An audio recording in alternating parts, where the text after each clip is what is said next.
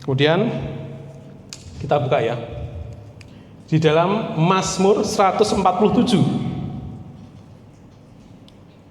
Kita buka di dalam Mazmur 147.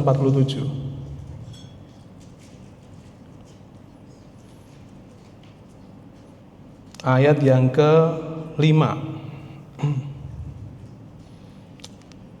Nah, ini satu dari 3 ayat yang menggunakan kata infinite sebenarnya. Jadi kata infinity itu adalah kata benda kalau tidak salah. Kemudian infinite itu kata kerjanya. Jadi bunyinya itu kalau di LA itu gini, besarlah Tuhan kita dan apa? Berlimpah kekuatan, kebijaksanaannya tidak terhingga. Nah, jadi kata tidak terhingga ini adalah jadi kata yang bisa mendefinisikan tema ini, tidak terhingga. Itu makanya ada ayat-ayat di Mazmur ini, misal jalanmu tak terselangi. Ya karena kita sulit menara angka saja yang sangat dekat dengan kita itu sangat sulit, apalagi Tuhan gitu ya. Nah, uniknya Bapak Saudara, saya pakai Alkitab Ibrani ya. Jadi karena buat saya menerjemahkan dari Ibrani langsung itu jauh lebih pas gitu ya, jauh lebih akurat. Jadi kata tak terhingga tadi itu diterjemahkan dari kata Ibrani itu en mispar. Jadi ada en yang lain soalnya en sof itu ya untuk Kabbalah itu, dan en mispar. Nah, ini ditulis di dalam Alkitab en mispar. Kalau diterjemahkan dalam bahasa Inggris itu artinya there is no numbering. Coba terjemahkan, there is no numbering itu apa? Tidak ada angkanya, tidak ada nominalnya. Loh kok bisa? Padahal kalau kita pikir itu kan soal jumlah. Tapi kalau ditanya there is no numbering, jadi tidak ada penomorannya, tidak bisa. Nah, ini dalam bahasa Inggris. Kalau di dalam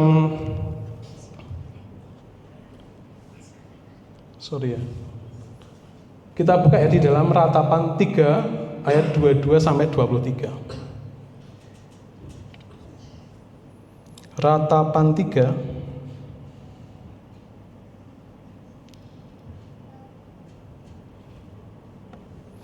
saya akan jelaskan ya hubungan antara en mispar ini dengan di Ratapan 3 ayat 22 sampai 23. Kita baca bersama.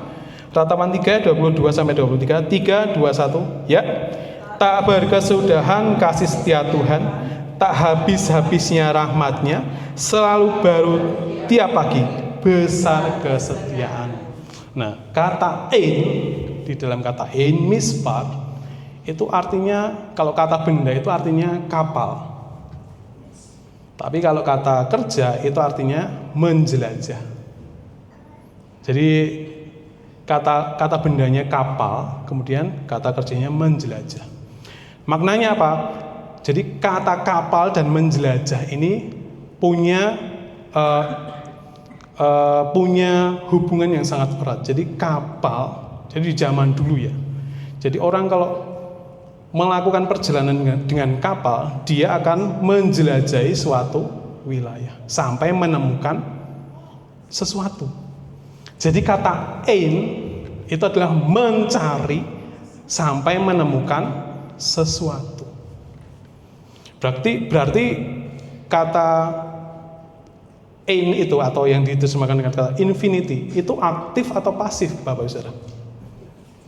Kata menjelajah itu aktif atau pasif? Menjajah itu aktif atau pasif? Aktif. Kalau dijajah itu pasif. Nah, dari sini ada keyword yang sangat penting sekali. Jadi kata en ini bergerak, aktif bergerak. Artinya apa? Ada repetisi. Maka digambarkan di dalam Ratapan 3 tadi apa? Kasih setia Tuhan tidak ada habisnya. Kira-kira kalau tidak ada habisnya itu dipakai atau tidak? Dipakai.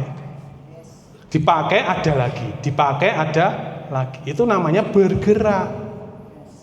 Jadi kata en itu punya sifat aktif, bergerak, Bapak Saudara. Kemudian ayat 23 tadi, selalu baru tiap pagi. Itu juga bergerak day by day, hari demi hari. Ini penting Bapak Saudara. Jadi bukan sejak terima Yesus gitu ya, kemudian kita sudah merasa hidup akan diberkati dan lain sebagainya. Tidak. Iman itu bergerak day by day. Jadi hari demi hari, selalu baru tiap pagi. Makanya kalau belajar firman Tuhan, itu kalau hari ini baca sesuatu, nemu sesuatu gitu ya, baru besok kalau Bapak Ibu baca Alkitab lagi, kemudian masih nemu yang itu, berarti Bapak Ibu saudara belum bergerak, masih di tempat. Karena firman Tuhan itu harus baru. Kayak ini temanya, tiap tahun itu baru. Tidak mungkin tema tahun lalu dipakai, tidak. Selalu baru. Karena apa? Karena Tuhan kita adalah Tuhan yang hidup. Kalau hidup itu diam atau bergerak? Bergerak. Nama Tuhan kita, jadi yang di Ibrani itu YHWH itu ya. Kalau di Mazmur itu bacanya Yehuwah begitu. Itu artinya adalah Tuhan yang hidup. Tuhan yang bergerak. Jadi kan kalau dia menyatakan diri kepada Musa kan, Tuhan siapa namamu? Aku adalah aku sebagaimana aku ada gitu. Nah terjemahannya itu sebenarnya aku adalah aku yang ada dan selalu ada.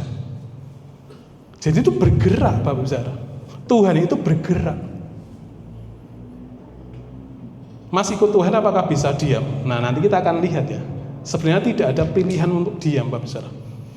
Kita harus bergerak ke arah yang positif tadi, bilangan positif tadi, atau bergerak ke arah yang bilangan negatif. Pilihan kita hari ini cuma dua itu. Tidak bisa memilih diam di tempat, tidak bisa. Gitu ya. Kemudian kita lanjutkan. Nah, kita buka Yosua 24 ayat 15. Yosua 24 ayat 15. Saya akan bacakan bagi kita semua. Tetapi jika kamu anggap tidak baik untuk beribadah kepada Tuhan, ingat ya, TUHN besar itu merujuk pada nama tadi ya, nama Yehuwah tadi ya. Pilihlah pada hari ini kepada siapa kamu akan beribadah. Hari lagi toh, ya toh. Day by day, hari demi hari. Pilihlah hari ini kepada siapa kamu akan beribadah. Hari ini boleh kita ngomong, saya akan setia kepada Tuhan Yesus. Saya akan menjauhi semua dosanya. Ingat, waktu itu menguji. Besok belum tentu, Bapak Saudara. Juga kebalikannya, orang yang hari ini menghujat Tuhan habis-habisan. Menghujat nama Yesus habis-habisan. Belum tentu besok-besok dia terus menghujat. Jadi pilihlah kepada siapa hari ini. Jadi ukuran Tuhan itu hari ya Bapak Saudara. Ya puji Tuhan kalau Bapak Saudara sudah setia sekian puluh tahun mengikut Yesus Kristus itu. Berarti hari demi hari Bapak Saudara berusaha apa? Setia. Tapi Yosua bilang, pilihlah hari ini kepada siapa kamu akan beribadah. Di Allah yang kepadanya nenek moyangmu beribadah di seberang sungai Efrat, atau Allahnya orang Amori yang negerinya kamu diami ini.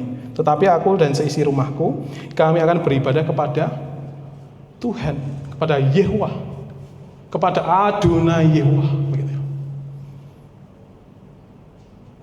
Pilihlah. Jadi karena banyak Tuhan. Nah, Tuhan itu berapa banyak? Tuhan itu juga sifatnya secara nominal itu juga infinity.